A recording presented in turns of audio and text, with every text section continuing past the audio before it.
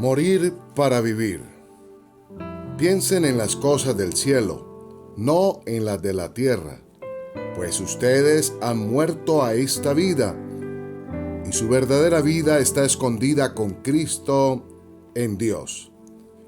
Cuando Cristo, quien es su vida, sea revelado a todo el mundo, ustedes participarán de toda su gloria. Colosenses 3, 2, 4. Morir para vivir.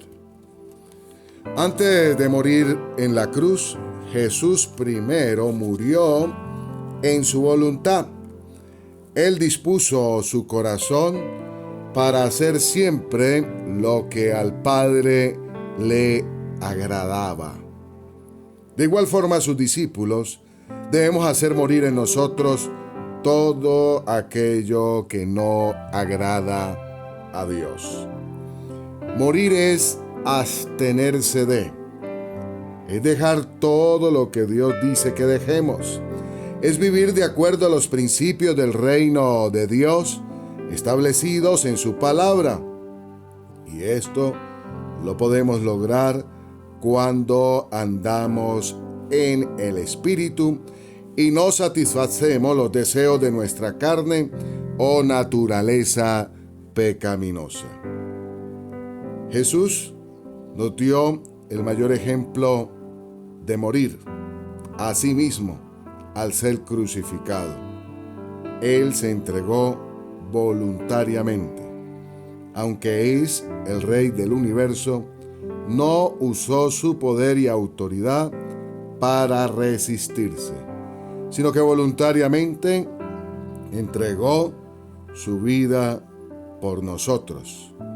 De igual forma, ahora debemos crucificar nuestro ego y ya no vivir para nosotros mismos, sino mejor vivir en la firme determinación de hacer su voluntad y no la nuestra. He sido crucificado con Cristo y ya no vivo yo, sino que Cristo vive en mí. Lo que ahora vivo en el cuerpo, lo vivo por la fe en el Hijo de Dios, quien me amó y dio su vida por mí. Oremos juntos. Padre, gracias por darme la vida de tu Hijo. Ahora yo te pido que tomes la mía para tu servicio. Señor, en esta mañana quiero pensar en las cosas celestiales y no tanto en las terrenales. Ayúdame a morir y a esconderme en Cristo Jesús, mi Señor. Ayúdame a siempre estar conectado con el cielo a través de la alabanza, de la adoración y de la exaltación. Gracias por un nuevo día de vida que tú me regalas. Gracias por la bendición de estar delante de tu presencia. Gracias por el don de la vida. Gracias por el gozo, por tu presencia, por tu espíritu. Gracias, Señor, porque tú eres bueno y para siempre es tu misericordia. Señor, coloco este día en tus manos. Pido tu bendición, pido tu gracia, pido tu favor, que tú nos acompañes, que tú nos dirijas de manera sobrenatural. Gracias, Dios, porque tú eres bueno y para siempre es tu misericordia. Bendito por siempre tú eres. Señor, te doy gracias porque tú estás a nuestro lado. Gracias porque tú cuidas de nosotros. Y gracias, Señor, porque tú eres Rey soberano, tú eres Rey eterno.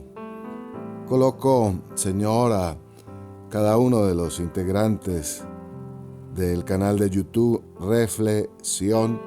Pido, Señor, que ellos estén escondidos en Cristo y así sean protegidos de cualquier obra del mal, de las tinieblas, del enemigo, y puedan encontrar en ti perfecta compañía. Gracias, Señor, te doy por ellos, por sus familias. Señor, nos escondemos en tu presencia, en ti, y declaramos que tenemos la victoria y la bendición. En el nombre que es sobre todo nombre, en el nombre de Jesús oramos. Amén. Bienvenidos al canal de YouTube reflexión. Reflexiones desde Sion, la ciudad de Dios. Reflexiones para tu corazón. Compártala con tus familiares y amigos. A continuación, el plan de lectura de la Biblia en un año. Y empezaremos con el Evangelio de Juan, capítulo 5, del versículo 1 en adelante. Y lo haremos en NTV, Nueva Traducción Viviente. Dice así la palabra. Después Jesús regresó a Jerusalén para la celebración de uno de los días sagrados de los judíos.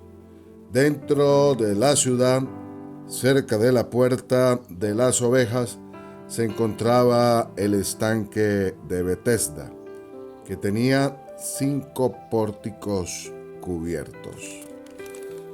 Una multitud de enfermos, ciegos, cojos y paralíticos estaban tendidos en los pórticos. Uno de ellos era un hombre que hacía 38 años que estaba enfermo. Cuando Jesús lo vio y supo que hacía tanto que padecía la enfermedad, le preguntó: ¿te gustaría recuperar la salud? Es que no puedo, Señor, contestó el enfermo, porque no tengo a nadie que me meta en el estanque cuando se agita el agua. Siempre alguien llega antes que yo. Jesús le dijo: ponte de pie, toma tu camilla y anda. Al instante, el hombre quedó sano, enrolló la camilla y comenzó a caminar. Pero ese milagro sucedió el día de descanso. Así que los líderes judíos protestaron. Le dijeron al hombre que había sido sanado: no puedes trabajar el día de descanso. La ley no te permite cargar esa camilla. Pero él respondió: el hombre que me sanó me dijo, toma tu camilla y anda. ¿Quién te dijo semejante cosa?, le exigieron. El hombre no lo sabía porque Jesús había desaparecido entre la multitud. Pero Jesús después lo encontró en el templo y le dijo: ya estás sano, así que deja de pecar o podría sucederte algo mucho peor. Entonces el hombre fue a ver a los líderes judíos y les dijo que era Jesús quien lo había sanado. Entonces los líderes judíos comenzaron a acosar a Jesús por haber violado las reglas del día de descanso. Pero Jesús respondió: mi Padre siempre trabaja y yo también. Entonces los líderes judíos se esforzaron aún más por encontrar una forma de matarlo, pues no solo violaba el día de descanso, sino que además decía que Dios era su Padre, con lo cual se hacía igual a Dios. Continuamos con el plan de lectura de la Biblia en un año y ahora leeremos en el primer libro de Crónicas el capítulo 18 y 19 y lo haremos en NTV, Nueva Traducción Viviente. Y nos dice así la palabra de Dios. Después David derrotó y sometió a los filisteos al conquistar Gat y las ciudades vecinas. David también conquistó la tierra de Moab y los moabitas, a quienes se les perdonó la vida. Se convirtieron en súbditos de David y tuvieron que pagarle tributo. David también destruyó las fuerzas de Hadad-Ezer, rey de Soba, hasta Hamat, cuando Hadad-Ezer marchó para fortalecer su control a lo largo del río Éufrates. David capturó 1000 carros de guerra, 7000 conductores de carros de guerra y 20,000 soldados de infantería.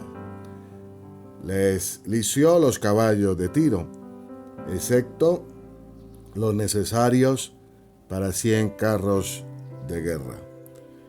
Cuando los arameos de Damasco llegaron para ayudar al rey de Hadad-Ezer, David mató a 22,000 de ellos. Luego puso varias guarniciones militares en Damasco, la capital aramea, y los arameos se convirtieron en súbditos de David y le pagaban tributo. Así que el Señor le daba la victoria a David donde quiera que iba.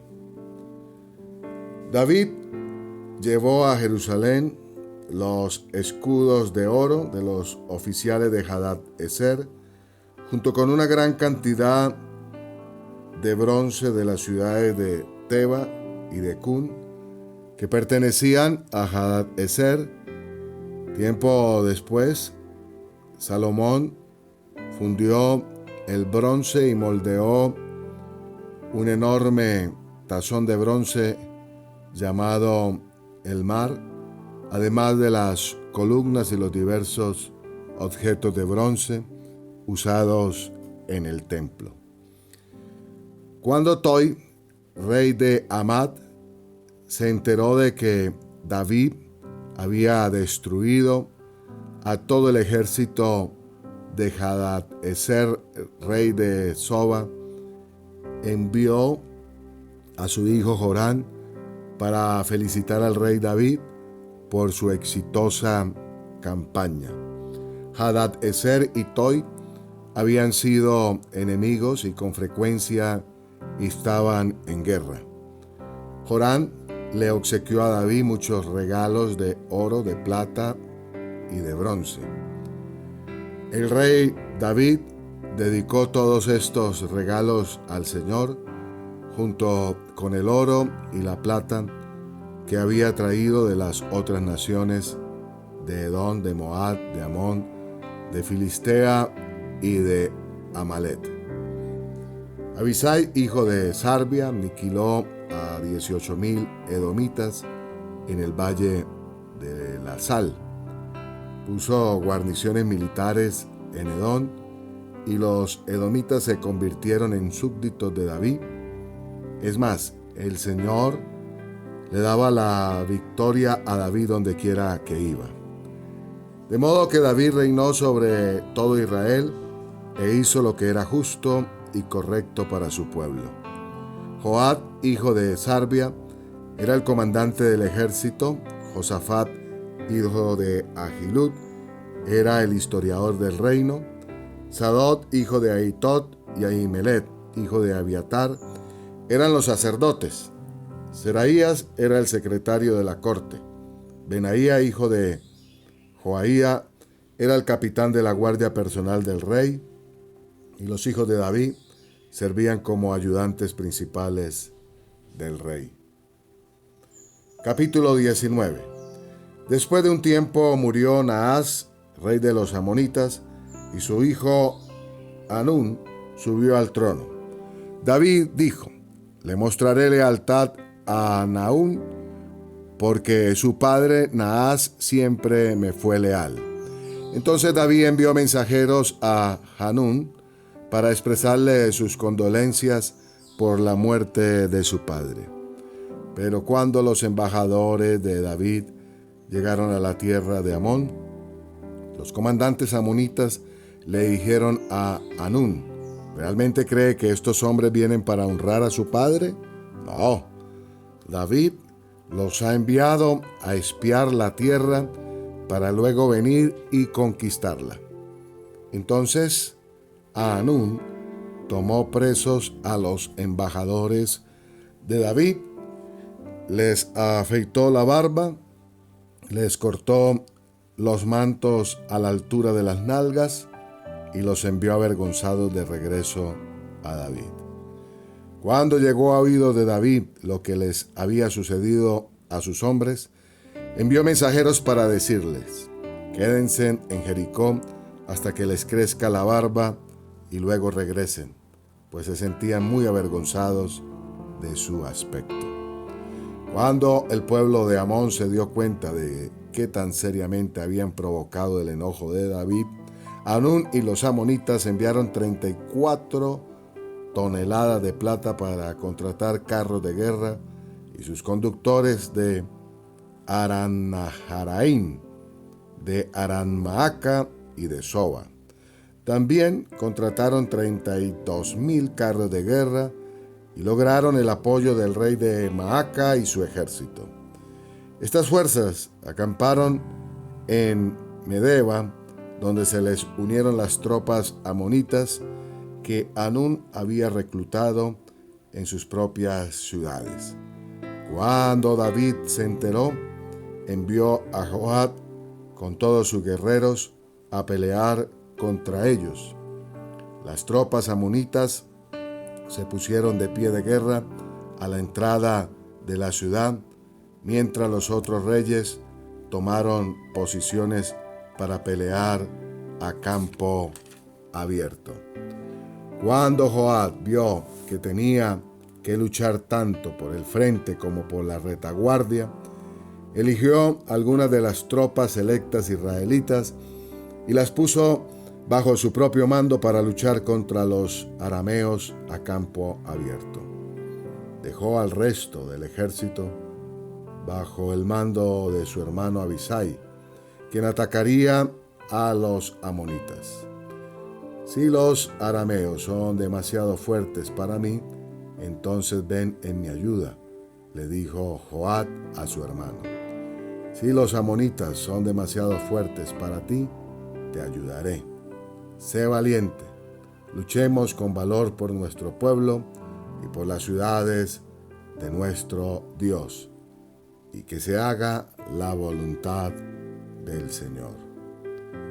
Cuando Joab y sus tropas atacaron los arameos, comenzaron a huir. Al ver que los arameos corrían, los amonitas también huyeron de Abisai y retrocedieron a la ciudad. Así que Joab regresó a Jerusalén. Al darse cuenta los arameos de que no podían contra Israel, enviaron mensajeros para pedir tropas adicionales arameas del otro lado del río Éufrates. Estas tropas estaban bajo el mando de Sobac, el comandante de las fuerzas de Hadad-Ezer. Cuando David oyó lo que sucedía, movilizó a todo Israel, cruzó el río Jordán y puso a sus hombres en formación de batalla. Luego entró en combate con los arameos y ellos lucharon contra él. Pero nuevamente los arameos huyeron de los israelitas. Esta vez, las fuerzas de David mataron a 7,000 conductores de carros de guerra y a 40,000 soldados de infantería, entre estos a Sobac, el comandante del ejército. Cuando los aliados de Hadad-Ezer vieron que Israel los había derrotado, se rindieron a David y se convirtieron en sus súbditos. Después de esto, los arameos nunca más quisieron ayudar a los amonitas. Continuamos con el plan de lectura de la Biblia en un año y ahora leeremos en el libro del profeta Zacarías el capítulo 7. Lo leemos en NTV, Nueva Traducción Viviente, y nos dice así la palabra de Dios. El 7 de diciembre del cuarto año del reinado del rey Darío, el Señor le dio otro mensaje a Zacarías. El pueblo de Betel había enviado a Sarecer y a Regemelec, junto con sus asistentes, para buscar el favor del Señor. Les encargaron hacer la siguiente pregunta a los profetas y a los sacerdotes del templo del Señor de los ejércitos celestiales. Debemos continuar de luto y ayuno cada verano en el aniversario de la destrucción del templo, como lo hemos estado haciendo durante muchos años. En respuesta, el Señor de los ejércitos celestiales me envió este mensaje. Diles a tu pueblo y a tus sacerdotes, durante estos 70 años de destierro, cuando ayunaban y se vestían de luto en el verano y a comienzos del otoño, hacían los ayunos realmente para mí. Incluso ahora, cuando comen y beben en sus festivales santos, ¿no lo hacen para complacerse a sí mismo?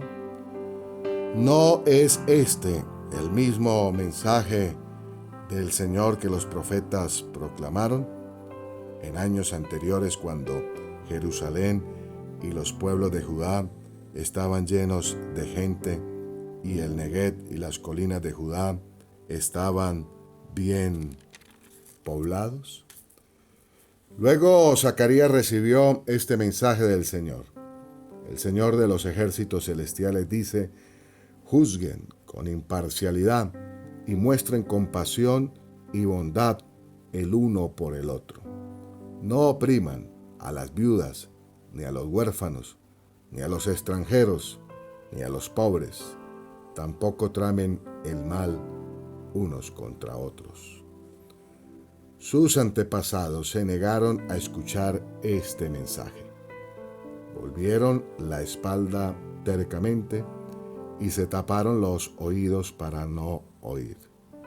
Endurecieron su corazón como la piedra para no oír las instrucciones ni los mensajes que el Señor de los ejércitos celestiales les había enviado por su Espíritu, por medio de los antiguos profetas. Por eso el Señor de los ejércitos celestiales se enojó tanto con ellos. Así como ellos se negaron a escuchar cuando los llamé, tampoco yo los escuché cuando clamaron a mí, dice el Señor de los ejércitos celestiales. Como un torbellino los dispersé entre las naciones lejanas, donde vivieron como extranjeros. La tierra quedó tan desolada que nadie pasaba por allí. Convirtieron su hermosa tierra en un desierto. Hasta aquí el plan de lectura de la Biblia en un año. Recuerden, lo mejor del cielo aún está por venir. Esto lo desea y lo declara Omar Borges, capellán de la Distribuidora Bíblica. Bendiciones para todos en Cristo Jesús.